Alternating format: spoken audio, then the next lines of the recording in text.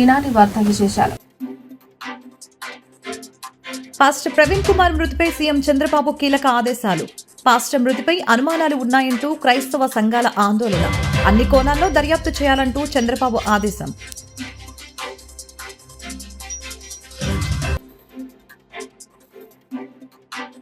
రెండో రోజు కలెక్టర్ల సదస్సులో జోన్ 1 పరిధిలోని 6 జిల్లాలపై సీఎం సమీక్ష. రాష్ట్రంలో ప్రతి జిల్లా అభివృద్ధి చెందాలని సీఎం ఆకాంక్ష.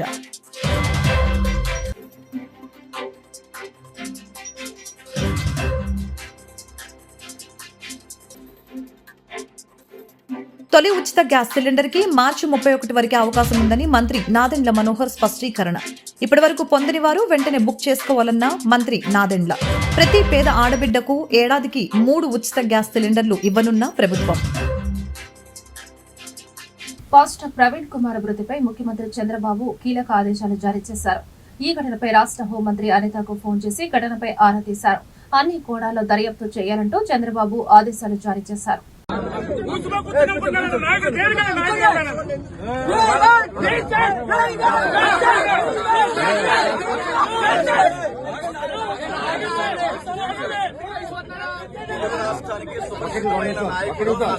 సమాజానికి తెలుగు క్రైస్తవ సమాజానికి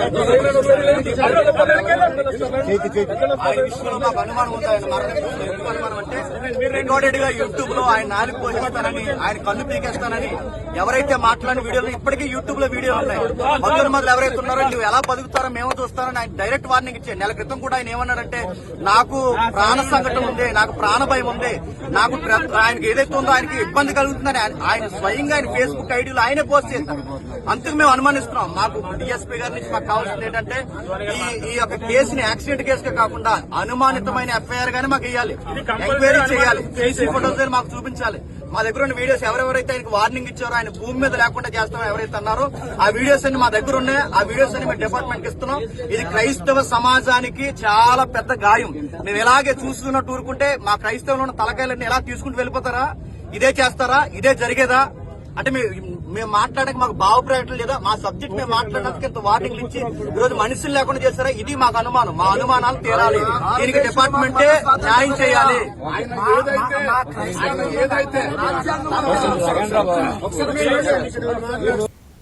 రాష్ట్రంలో ప్రతి జిల్లా అభివృద్ధి చెందాలని ముఖ్యమంత్రి చంద్రబాబు ఆకాంక్షించారు.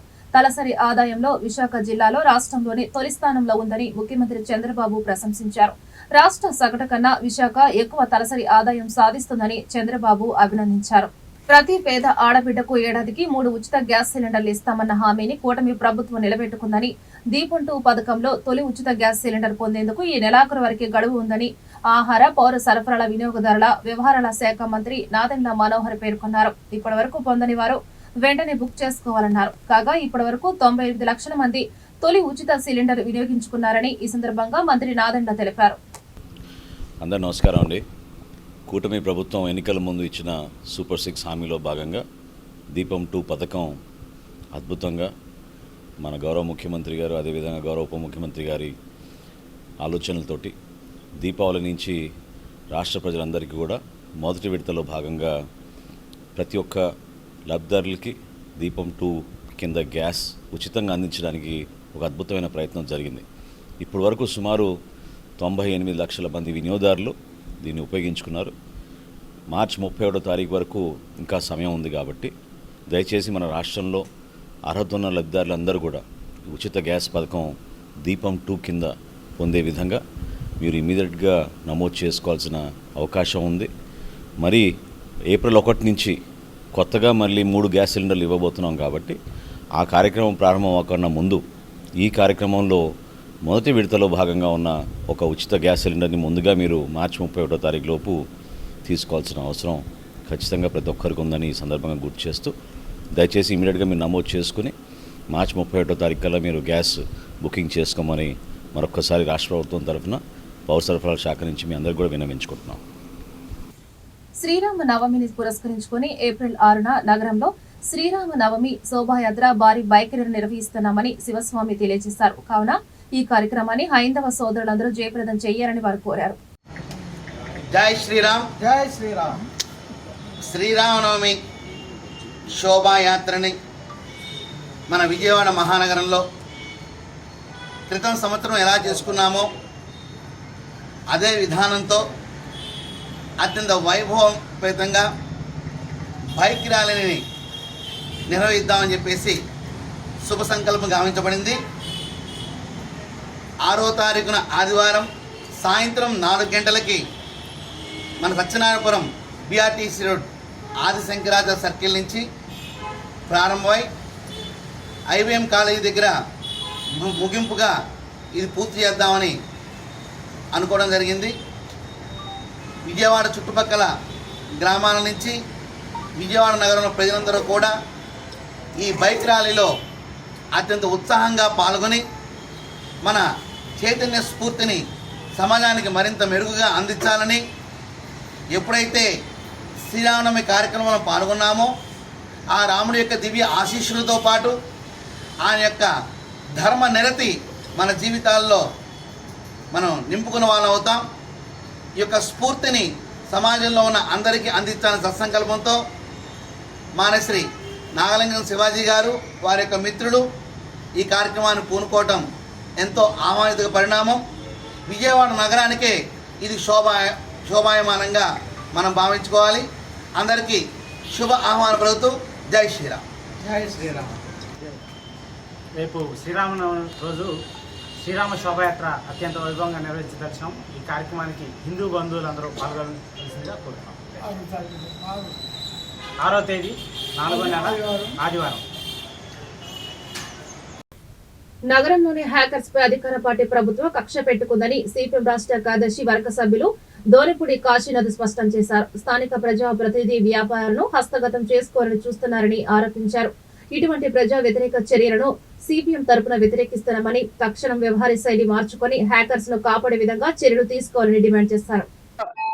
50 సంవత్సరాల పైగా విజయవాడ బీసన్ రోడ్ లో వ్యాపారాలు చేసుకుంటూ జీవనం కొనసాగిస్తున్న చిరు వ్యాపారస్తులపై అధికారంలో ఉన్న తెలుగుదేశం పార్టీ నేతలు, ప్రజాప్రతినిధులు దౌర్జన్యంతో కొత్తగా కొట్లు పెట్టి వాళ్ళ జీవనాన్ని దెబ్బతీయాలని చెప్పని చూస్తున్నారు. గతంలో ఇదే చిరు వ్యాపారస్తులకి మున్సిపల్ కార్పొరేషన్ వారు ఆఖర్లుగా గుర్తింపు కార్డులు ఇచ్చారు. కొంతమందికి గుర్తింపు కార్డులు ఇవ్వాలని చెప్పని దరఖాస్తులు పెట్టుకుంటే డబ్బులు కట్టించుకొని రసీదులు ఇచ్చారు. మరి 50 సంవత్సరాల పైగా వ్యాపారం చేస్తున్న చిరు వ్యాపారస్తులకి అండగా ఉండాల్సిన తెలుగుదేశం నేతలు ఈ రోజు కొంతమందిని వాళ్ళ వ్యాపారస్తులో కాదో తెలియదు వాళ్ళు పెట్టి వాళ్ళ పాత వ్యాపారాలను తొలగించాలని చెప్పని చూడటం సరైనది కాదు. దాంతో పాటు షాప్ యజమానులు కూడా మేము విజ్ఞప్తి చేస్తున్నాం. గత 50 సంవత్సరాలుగా అన్నదమ్ముల్లాగా ఈ ప్రాంతంలో కలిసిమెలిసి వ్యాపారాలు చేసుకుంటున్నాం. కొంతమంది నేతలు చెప్పిన మాటలని ఈరోజు ఆకర్షకు వ్యతిరేకంగా మీరు పనిచేయడం సరైనది కాదు, మీరు కూడా పునరాలోచించండి అని చెప్పనేది ఈ సందర్భంగా షాప్ యజమానులు తెలియజేస్తున్నాం.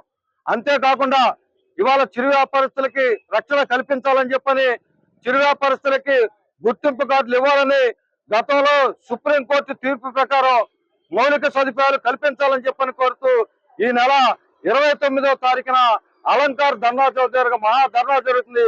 ఈ ధర్నాలో రాజకీయాలకు అతీతంగా చిరు వ్యాపారస్తులంతా కూడా పాల్గొని మన చిరు వ్యాపారస్తులను కాపాడుకోవాలని చెప్పేసి కోరుతూ జరుగుతున్న ఈ కార్యక్రమంలో చిరు వ్యాపారస్తులు పాల్గొని మన వ్యాపారాలను మనం కాపాడుకోవాల్సిందిగా సిఐటిగా చిరు వ్యాపారస్తులందరికీ విజ్ఞప్తి చేస్తున్నాం.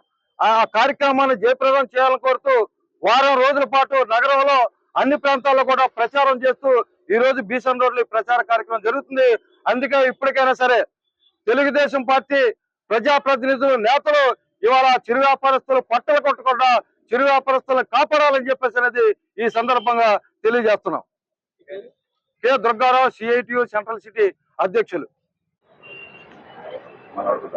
బీసన్ రోడ్ లో దాదాపుగా 40 సంవత్సరాల నుంచి చిరు వ్యాపారం చేసుకుంటూ ఎన్నో ఇబ్బందులు అధికార పార్టీ కానీ అప్పట్లో పరిపాలించిన పార్టీల దగ్గర నుంచి ప్రభుత్వ అధికారం దగ్గర నుంచి ఎన్నో ఒడిదుడుకుల్ని కాపాడుకుంటూ మేము పోరాటాలు చేసుకుంటూ ఆఖరికి సుప్రీంకోర్టు కూడా జీవో మాకు ఏర్పాటు చేసింది. చిరు వ్యాపారులకు రక్షణ కల్పించండి, ప్రభుత్వ పథకాలు అందజేయండి, వాళ్ళని రక్షించండి అని చెప్పేసి సుప్రీంకోర్టు జీవోలు ఇస్తే ఆ జీవోల్ని పక్కన పెట్టేసేసి ఈ రోజు అధికార పార్టీ వాళ్ళు కానీ ఎవరన్నా కానీ పార్టీలకు అతీతంగా మేము పనిచేస్తున్నట్టు చిరు వ్యాపారంలో మేము చిరు వ్యాపారంలో ఏది కూడా పార్టీకి మాకు అనవసరం అండి. మీరు పార్టీల్లో ఎన్ని పగలున్నా ఏం చేసుకున్నా మీరు ఇష్టం. కాకపోతే మీ వ్యాపారాలు చేసుకునే అన్ని పార్టీలలో ఉంటారు ఇక్కడ. ఆ పార్టీలకు అర్థంగా మీరు ఆ పార్టీలు పగలో ఎన్ని ఉంటే మీరు చూసుకోండి. కానీ ఆ పార్టీలకు అర్థంగా మాకు మీరు చేసిన పని బాగోలేదు. సంబంధం లేని వాళ్ళని బీసెన్ రోడ్ని రప్పించి వాళ్ళతో వ్యాపారాలు చేస్తూ ఆ వ్యాపారాలు చేసేది కూడా కరెక్ట్ గా ఉన్న ప్లేసులు కాదు. మీకు మధ్యలో రోడ్డు మధ్యలో పెట్టించేసేసి ట్రాఫిక్ అంతరాయం కలుగుతుంది. ఇంకొక అన్ని రకాలుగా ఇబ్బందులు షాపుల వారికి కూడా ఇబ్బంది కలుగుతుంది. ఇంతవరకు మాకు 40 సంవత్సరాల నుంచి షాపుల వారికి మాకు ఎటువంటి ఇబ్బంది లేదు. అందరూ అన్నదమ్ముల్లో కలిసి ఉన్నాం. ఇవాళ ఎందుకు పరిస్థితి వచ్చింది? కావాలని తెప్పించారు ఇది.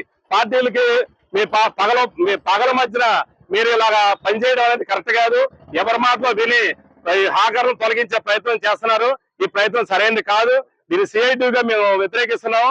ఎప్పటికైనా సరే పోరాటాలు చేస్తాం. మేము ఇంతటితో ఇది ఆగేది కాదు. ఇది మేము పోరాటాలు చేసి మా న్యాయాన్ని సాధించుకోవడం. సుప్రీంకోర్టు ఆదేశాలను మీరు శిక్ష వహించాలి.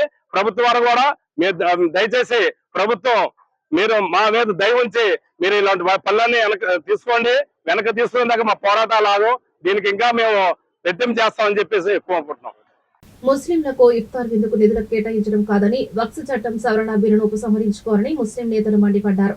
ఈ మేరకు బుధవారం గాంధీనగర్ ప్రెస్ క్లబ్ నందు వివిధ ముస్లిం సంఘాలతో కలిసి వక్ఫ్ ప్రొడక్షన్ జేఏసీగా ఏర్పడి వక్ఫ్ చట్టం సవరణ బిల్లును వ్యతిరేకిస్తూ రాష్ట్ర స్థాయి రౌండ్ టేబుల్ సమావేశం నిర్వహించారు. ఈ సందర్భంగా ముస్లిం నేతలు మాట్లాడుతూ ముస్లిం సామాజిక వర్గానికి కేంద్ర ప్రభుత్వం తీరని అన్యాయం చేస్తుందని, దానికి రాష్ట్ర ప్రభుత్వం కూడా వంతపడడం సబాబు కాదని అభిప్రాయం వ్యక్తం చేశారు. కేంద్ర ప్రభుత్వం తీసుకొచ్చిన వక్ఫ్ చట్ట సవరణ బిల్లును వ్యతిరేకిస్తున్నామని తెలిపారు. దీనిని కప్పిపుచ్చుకోవడానికి రాష్ట్ర ప్రభుత్వం ముస్లింలకు ఇఫ్తార్ విందు కింద 1,50 లక్షలు కేటాయించిందన్నారు. తమకు కావాల్సింది ఇఫ్తార్ విందు కాదని వక్ఫ్ చట్ట సవరణ బిల్లు ఉపసంహరణ అని తేల్చి చెప్పారు. ముస్లిం సంఘాలని కలిసి వక్ఫ్ ప్రొడక్షన్ జేఏసీగా ఏర్పడ్డామని తెలియజేశారు. తమకు వ్యతిరేకంగా ఎటువంటి చట్టాలు తీసుకొచ్చినా ఐక్యంగా పోరాడతామని తెలియజేశారు.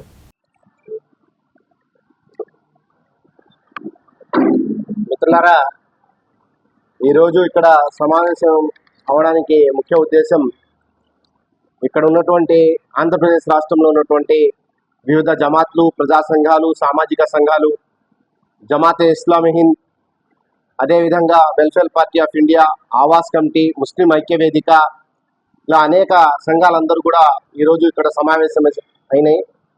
వీళ్ళ యొక్క ప్రధాన ఉద్దేశం ఏంటంటే, ఈరోజు ఎన్డీఏ కూటమి ప్రభుత్వం రేపు ఇఫ్తియార్ విందు ఇవ్వడం కోసం 1,50,00,000 రూపాయలు మంజూరు చేసి ఈ రాష్ట్రంలో ఉన్నటువంటి ముస్లిం ప్రజానీకాన్ని మభ్యపెట్టే ప్రయత్నం చేస్తూ ఉంది.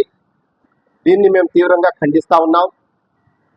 ఒక పక్కనేమో ముస్లింలని ఆర్థికంగా చిక్కేసేటటువంటి వక్ఫ్ చట్ట సవరణలు ఏదైతే ఉన్నాయో వాటి మీద ఒక స్పష్టమైనటువంటి వైఖరి తీసుకోకుండా బీజేపీకి భయపడుతూ, మరో పక్కనేమో మీతో పాటు మేము ఉన్నామని చెప్పి మాట్లాడడం ఇది చాలా ఆందోళన కలిగిస్తూ ఉంది.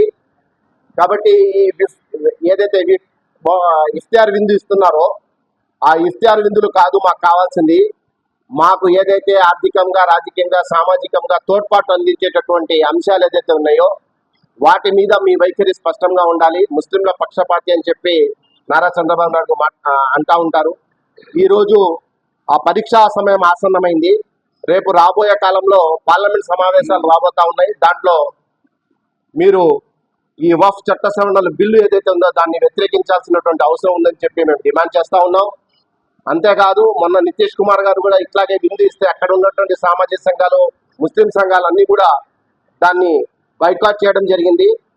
ఇక్కడ ఉన్నటువంటి ఏదైతే ముస్లిం సంఘాలు ఉన్నాయో, ప్రజా సంఘాలు ఉన్నాయో, సామాజిక సంఘాలు ఉన్నాయో, మేము ఈ పత్రిక, ఈ మీడియా సమావేశం ద్వారా మేము మీతో విన్నవించుకునేది ఏంటంటే, దయచేసి ఇప్పటికైనా మా యొక్క ఏదైతే నిజమైనటువంటి హక్కు ఉందో దాని మీద మీరు ఒక స్పష్టమైనటువంటి వైఖరితో ఈ వక్ఫ్ చట్ట సవరణలను వ్యతిరేకించండి. అంతేకాదు, 9 నెలల కాలంలో మైనార్టీల కోసం ఏదైతే సంక్షేమ పథకాలుగా ప్రత్యేకంగా కేటాయించిన సూపర్ 10 అని చెప్పారు, ఇప్పటిదాకా ఏవి అమలు కానటువంటి పరిస్థితి. కాబట్టి ఇలాంటి నేపథ్యంలో ఈ విందువులు, ఈ షేర్వాణీలు వేసుకోవడం, టోపీలు తగిలించడం, అత్తర్ తగిలించడం ఇట్లాంటి చేయడం వల్ల ముస్లిం సమాజం హర్షించదు. అందుకే రాష్ట్రంలో రేపు ఇచ్చేటటువంటి విందుకు కానివ్వండి, రేపు జిల్లాల వారీగా ఇస్తున్నటువంటి విందుకు కానివ్వండి, మేము మొత్తం కూడా వక్ఫ్ ప్రొటెక్షన్ జేఏసీగా మేము దీన్ని తీవ్రంగా వ్యతిరేకిస్తున్నాం. వీటన్నిటిని బైకాట్ చేయాలని చెప్పి మేము ఒక తీర్మానం చేసుకున్నాం. కాబట్టి మీరందరూ కూడా దయచేసి ఈ అంశాన్ని నారా చంద్రబాబు నాయుడు దృష్టికి తీసుకెళ్ళాలి. ముస్లింల యొక్క మనోభావాలు, వాళ్ళ యొక్క ఆవేదన ఏదైతుందో అది ఆయన అర్థం చేసుకుని తగిన విధంగా ఆయన స్పందించాలని చెప్పి సరైన నిర్ణయం తీసుకోవాలని చెప్పి ఆశిస్తున్నాం.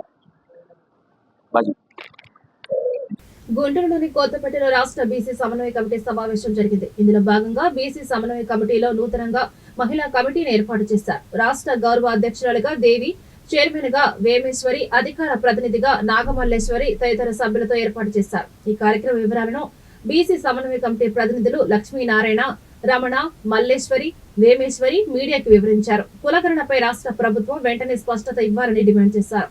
కులగణన సాధన కోరుతూ ఏప్రిల్ 11వ తేదీన పూలే విగ్రహాల వద్ద ఆందోళన నిర్వహిస్తున్నట్లు వారు వెల్లడించారు. అందరికీ నమస్తే. నా పేరు దేవి.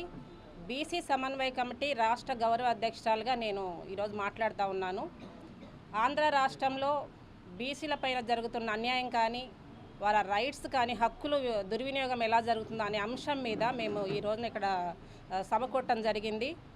రాష్ట్ర వ్యాప్తంగా వచ్చే నెలలో ఏప్రిల్ 14వ తారీఖున జ్యోతిబాయి పూలే జయంతి రోజున మహిళలందరము ఏవైతే మహిళా వింగుకు సంబంధించి ఏవైతే మాకు హక్కులు ఉన్నాయో, ఆ జ్యోతిబాయి మహాత్ముడు ఏ విధంగా మా గురించి పోరాటం చేశాడో వాటన్నిటి గురించి మేము నిరసన కార్యక్రమం ఏర్పాటు చేసుకుంటున్నాము.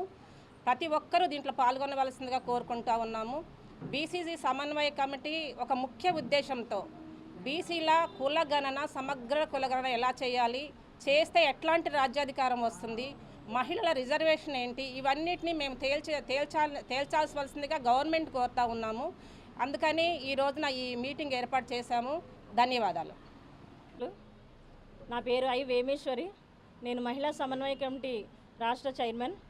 ఈరోజు ఈ గుంటూరు జిల్లాలో మహిళా సమన్వయ కమిటీ సదస్సుని మన పొట్లూరు దేవి గారి ఆధ్వర్యంలో నిర్వహించడం జరిగింది.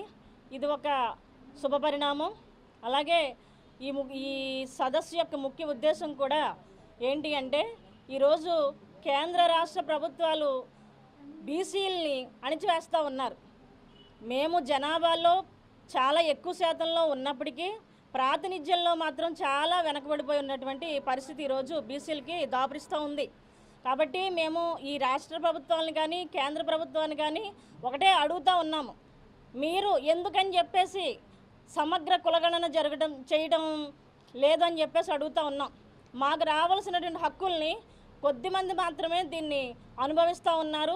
మాకు చట్టసభల్లో కానీ, అసెంబ్లీల్లో కానీ, స్థానిక సంస్థల్లో కానీ మాకున్నటువంటి రిజర్వేషన్లు వాళ్ళు లాక్కొని మా యొక్క హక్కుల్ని కాలరాస్తూ ఉన్నారు. కనీసం మానవ హక్కులు కూడా బీసీల వైపు తొంగి చూసేటటువంటి పరిస్థితి లేదు. కాబట్టి ఈ నేపథ్యంలో రాష్ట్ర కేంద్ర ప్రభుత్వాలు కూడా ఒకసారి ఆలోచించాలి. పక్కనున్నటువంటి తెలంగాణ ప్రభుత్వం బీసీలని మరి చట్టం చేసి వాళ్ళకి రావాల్సినటువంటి రిజర్వేషన్లు అమలు చేస్తారని చెప్పేసి అసెంబ్లీలో ప్రకటన చేయడం జరిగింది.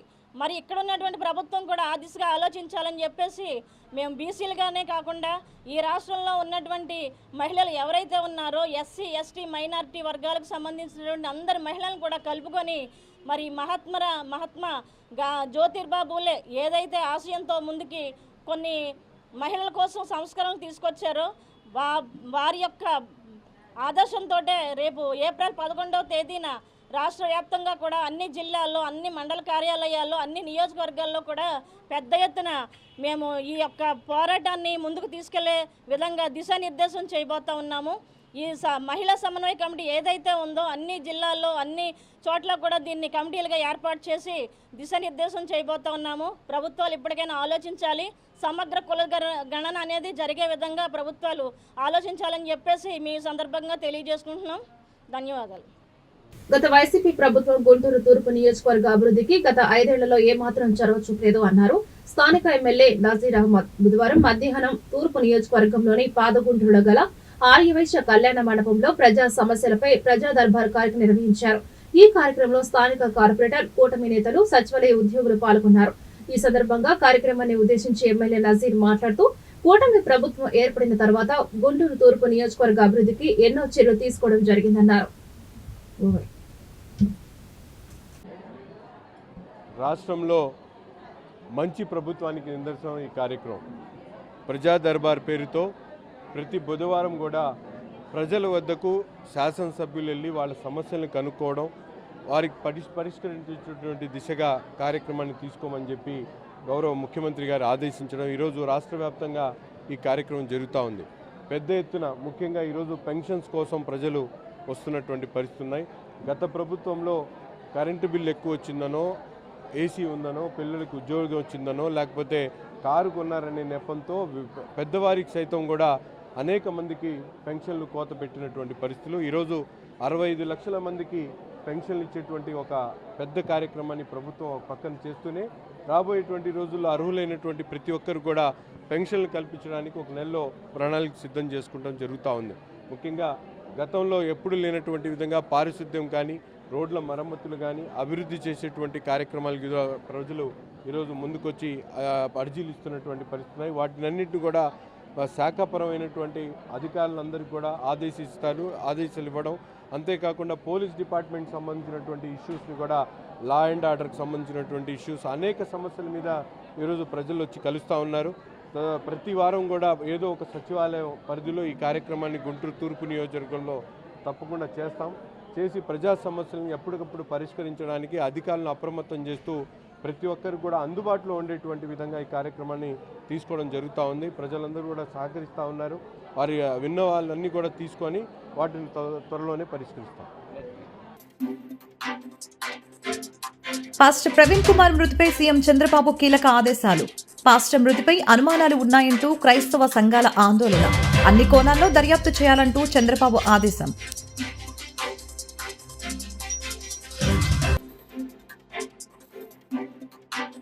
రెండో రోజు కలెక్టర్ల సదస్సులో జోన్ 1 పరిధిలోని 6 జిల్లాలపై సీఎం సమీక్ష. రాష్ట్రంలో ప్రతి జిల్లా అభివృద్ధి చెందాలని సీఎం ఆకాంక్ష.